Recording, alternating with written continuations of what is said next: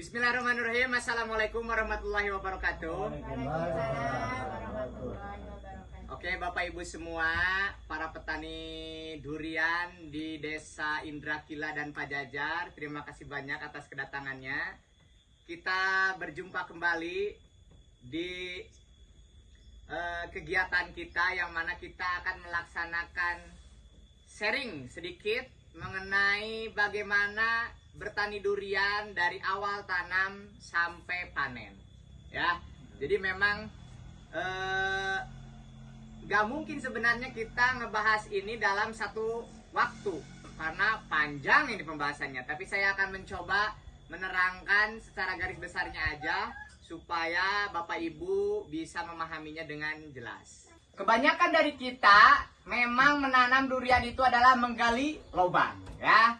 Tapi yang saya dapatkan dari referensi dari seminar online di Malaysia, bahwasanya alangkah lebih baiknya jika kita menanam durian itu menggunakan sistem busut, ya. Teman-teman bisa lihat di sini, Bapak Ibu, ini adalah salah satu sistem busut yang mana ini diperkenalkan oleh Sifulim Chinki Malaysia, ya. Dan ini memang banyak manfaatnya. Jadi kalau pendapat saya, kalau mau nanam durian dari sekarang pakai sistem busut, ya. Karena apa? Tanah lebih kuat, akar lebih kuat, terhindar dari genangan air, dan juga pohon lebih cepat besar. Cuman catatannya, Bapak Ibu semua harus menyiapkan air, ya. Airnya harus banyak, ya, seperti itu. Terakhir kan, nah, pasti ujung-ujungnya yang kita harapkan itu kan hasilnya. Harganya, harga jual durian kita. Jadi banyak yang menganggap bahwasanya durian montong itu adalah durian yang paling bagus, ya.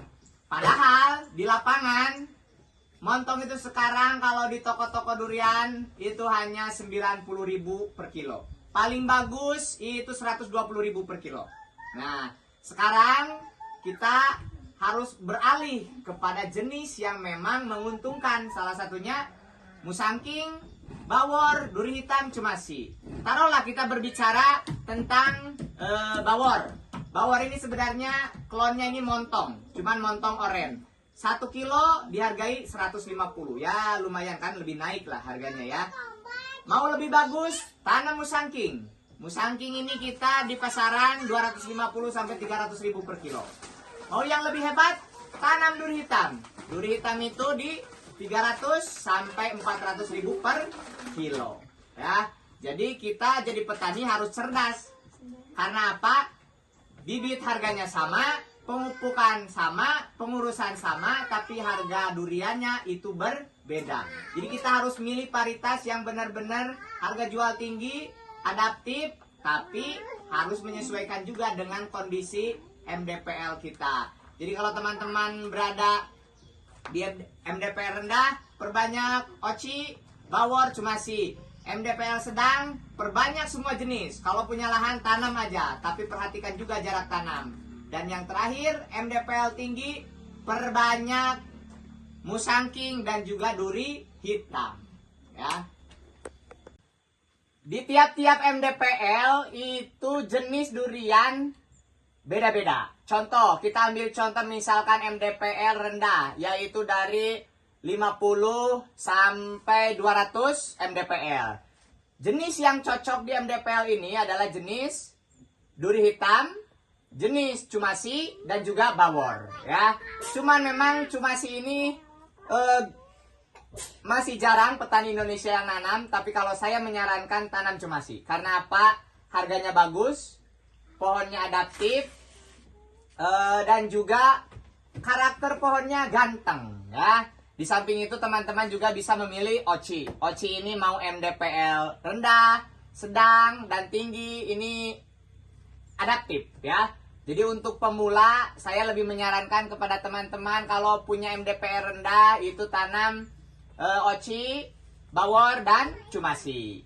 Nah, lanjut kita ke MDPL sedang. Nah, di MDPL sedang ini antara 300, 400, 500, ya. 600 juga masih masuk. Kalau di sini itu semua jenis aman, ya. Insya Allah menurut pengalaman pribadi dan juga para customer, itu semua jenis aman di MDPL sedang ini. Jadi teman-teman jangan khawatir, tanam sebanyak-banyaknya kalau punya lahan banyak. Dan yang terakhir itu MDPL tinggi, 650 sampai 900 MDPL. Ya kalau bisa di bawah 900 lah, supaya memang benar-benar pertumbuhannya lebih maksimal. Segala sesuatu pasti dimulai dari pemilihan bibit, ya. Jadi memang Bapak Ibu semua kalau mau sukses bertani durian harus diawali dengan bibit yang bagus. Jadi dalam tanda kutip bohong kalau misalkan nanam bibit jelek jadi bagus, ya. Meskipun ada, tapi idealnya ya kita kalau menanam pasti harus nanam yang bagus lah supaya hasilnya bagus. Yang terpenting bebet, babat, bobot, ya. Di dalam durian pun seperti itu. Dan di samping itu memang kita harus menyesuaikan dengan iklim atau MDPL yang kita miliki di masing-masing daerah. Oke, silakan Bapak-bapak, apakah ada pertanyaan? Satu Pak. Gimana? Kalau kita kan udah punya, Ya, udah nanam maksudnya? udah nanam, terus udah berbuah. Nah untuk pemasaran atau penjualan kemana tuh? Pastikan ujung-ujungnya ketika panen, karena ini mau cepat busuk, kemana gitu ya? Iya, iya. Oke, jadi Bapak Ibu semua, memang yang beli durian premium itu pasti orang-orang tertentu. Tidak semua kalangan bisa membeli durian ini, ya. Singkat cerita, gimana cara kita menjualnya? Yang pertama, Bapak Ibu semua harus punya media sosial, ya. Karena sekarang zamannya media sosial, jadi bisa dipasarkan di media sosial. Misalkan ternyata saya tidak punya, nah berarti teman-teman atau Bapak Ibu semua dekati para tengkulak atau toke-toke durian, ya. Banyak di media sosial sekarang, tinggal tawarkan, pasti mereka pun datang langsung ke kita. Kalaupun misalkan ternyata jauh, sekarang sudah ada kirim paket. Jadi kalau misalkan Majalengka, di sini kirim ke Bandung, ke Jakarta itu mudah karena ada travel. Dan masalah harga itu menyesuaikan dengan kualitas durian yang Bapak Ibu hasilkan. Jangan berharap bahwasannya harganya langsung tinggi. Karena apa? Mereka pun, para tengkulak durian, mereka akan menilai dari segi tekstur, rasa, dan warna hasil durian Bapak Ibu semua. Jadi misalkan jenis duri hitam, nggak langsung dipukul rata, pasti 300.000, pasti 400.000. Akan dilihat dulu hasilnya. Kalau misalkan kurang pupuk, kurang apa, kan hasilnya pun pasti beda. Tapi yang terpenting, kita harus belajar bagaimana membuat durian kita ini benar-benar layak jual dan mendapatkan harga tinggi. Ya mungkin itu yang bisa saya sampaikan, kurang lebihnya mohon maaf. Terima kasih banyak Bapak Ibu semua atas kedatangannya. Wassalamualaikum warahmatullahi wabarakatuh. Waalaikumsalam warahmatullahi wabarakatuh.